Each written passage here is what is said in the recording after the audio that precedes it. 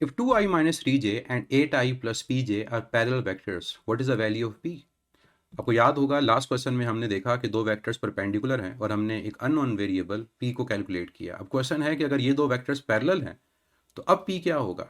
एक बात याद रखिएगा कि जब दो वेक्टर्स पैरेलल हों तो उनके जो कॉरस्पॉन्डिंग कंपोनेंट्स होते हैं उनकी रेशियो सेम होती है।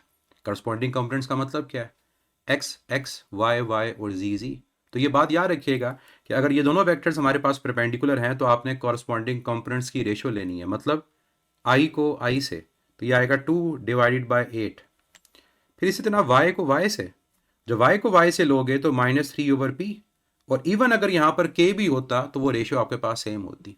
तो जब भी दो वेक्टर्स आपके पास पैरेलल होंगे, ये शॉर्टकट याद रखें कि जो कॉरस्पॉन्डिंग कंपोनेंट्स हैं उनकी रेशियो सेम होगी और यहाँ से आपका p कैलकुलेट हो जाएगा। तो 2/8 क्या होगा, 1/4।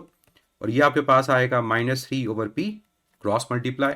जब क्रॉस मल्टीप्लाई करोगे p चला जाएगा लेफ्ट साइड पे, 4 राइट साइड पे, और p की वैल्यू इक्वल आ जाएगी -12। तो इस क्वेश्चन का जो राइट आंसर है वो है -12।